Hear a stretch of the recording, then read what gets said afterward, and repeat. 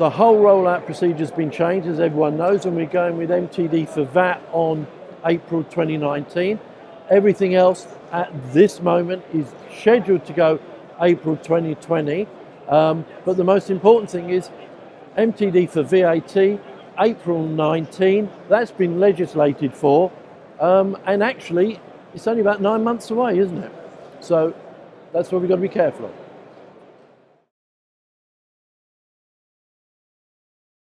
The first thing is, as I say, there's two parts to MTD. MTD for VAT, and then you've got MTD for income tax, corporation tax, everything else.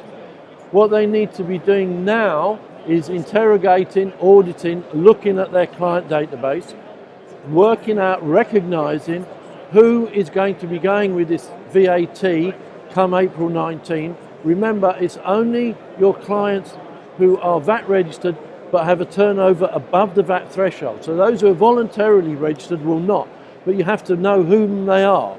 So you need to look at your clients, then you've got to establish which of those clients, what software they're using, will it be MTD ready to file in April 19? Are they using spreadsheets? Are they manual records? And you've got to manoeuvre them towards April 19.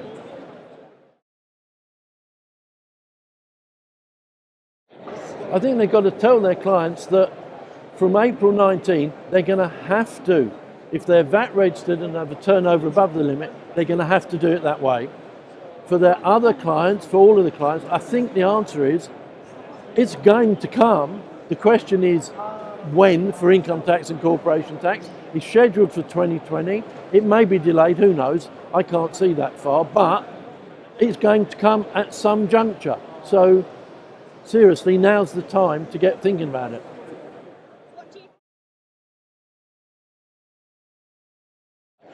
It's all down to educate your clients.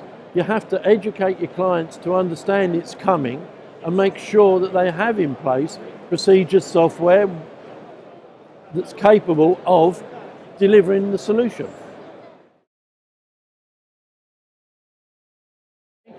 I think it's going to be more and more and more integration.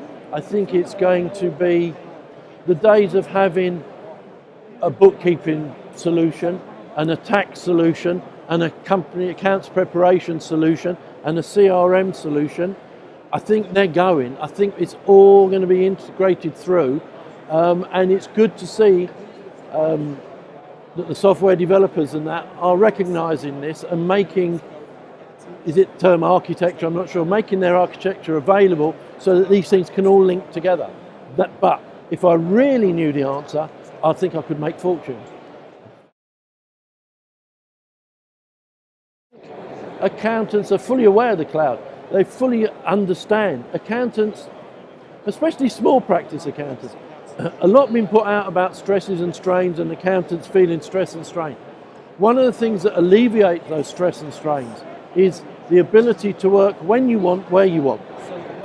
So that will alleviate strains if you've got family constraints and if you've got things to do. The cloud will give you a help there. I think the take-up of cloud, especially in small practitioners, is as good as it's getting, and I think there's not a major issue with the cloud. I think they're all on board with it. I think automation, AI, I like automation, but AI is absolutely key. It is at the crux of accountancy now, because the more you automate, the better you're going to be. And I'm saying to accountants, not just automation in terms of bookkeeping, in terms of record maintenance, also for an accountant in terms of in relation to their own practice. Look inward at your practice. It's ripe for automation. Client onboarding, disengagement stuff. There's lots of automation. There's lots of AI is going to be a help. And there's a huge amount going on in that respect now. And I think, it's going to help us a huge amount.